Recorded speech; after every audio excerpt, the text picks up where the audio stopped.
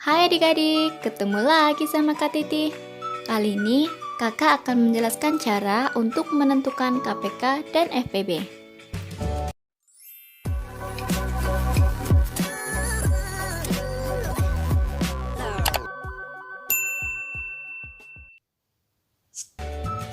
Sebelum masuk ke materi, adik-adik jangan lupa ya pencet subscribe dan notifikasinya supaya tidak ketinggalan video-video dari kakak. Untuk menentukan KPK dan FPB, nanti ada dua cara ya. Cara yang pertama yaitu menggunakan pohon faktor, dan cara yang kedua menggunakan tabel. Kita langsung masuk ke soal. Tentukan KPK dan FPB dari 12 dan 15. Kita gunakan cara yang pertama ya, yaitu menggunakan pohon faktor.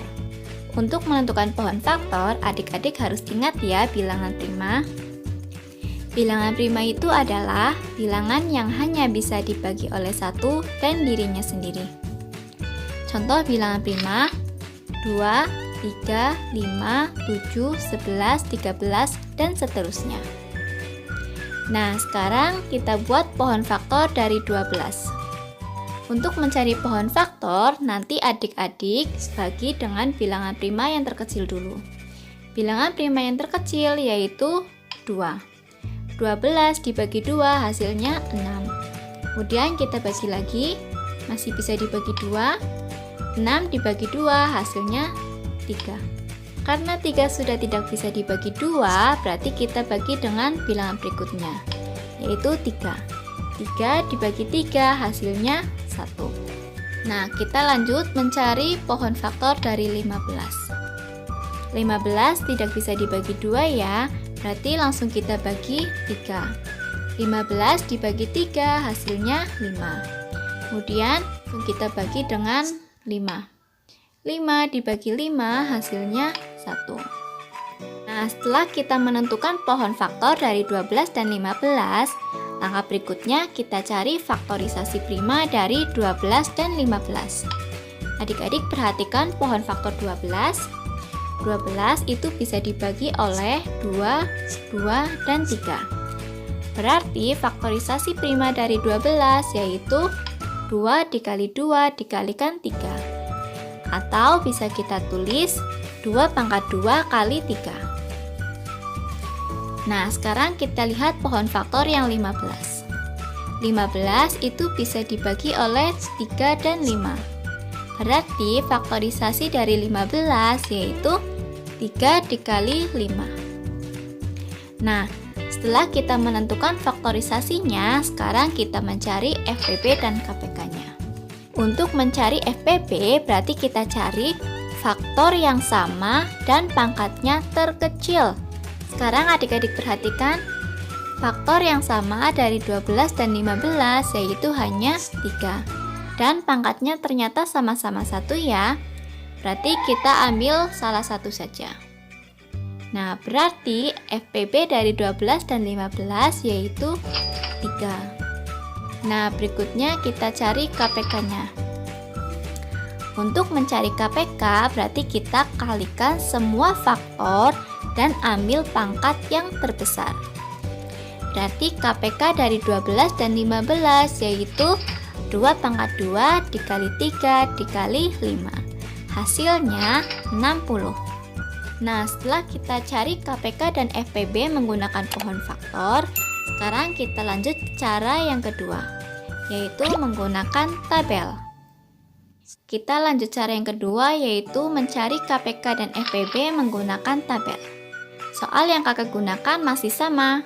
Untuk mencari KPK dan FPB menggunakan tabel, adik-adik tetap harus ingat apa itu bilangan prima. Supaya tidak lupa, kakak tuliskan ya. Langkah pertama, kita membuat tabel dari 12 dan 15. Nah, yang perlu adik-adik ingat, jika pembagi bisa membagi semua bilangan, maka pembaginya langsung dilingkari. Kita lanjut ke tabel lagi. Sama seperti mencari menggunakan pohon faktor, pembaginya itu dimulai dari bilangan prima terkecil, yaitu 2. Nah, 12 dibagi 2 hasilnya 6. 15 tidak bisa dibagi 2 ya, berarti tetap kita tulis 15. Nah, berikutnya kita bagi lagi. Karena masih bisa dibagi 2, berarti kita bagi dengan 2. 6 dibagi 2 hasilnya 3. 15 tidak bisa dibagi 2, berarti tetap. Lanjut kita bagi. Sudah tidak bisa dibagi 2 ya, kita lanjut bagi dengan 3. 3 dibagi 3 hasilnya 1. 15 dibagi 3 hasilnya 5. 3 itu bisa membagi semua bilangan ya, berarti harus kita lingkari. Jangan sampai terlewat ya. Nah, kita lanjutkan lagi. Sekarang kita bagi dengan 5.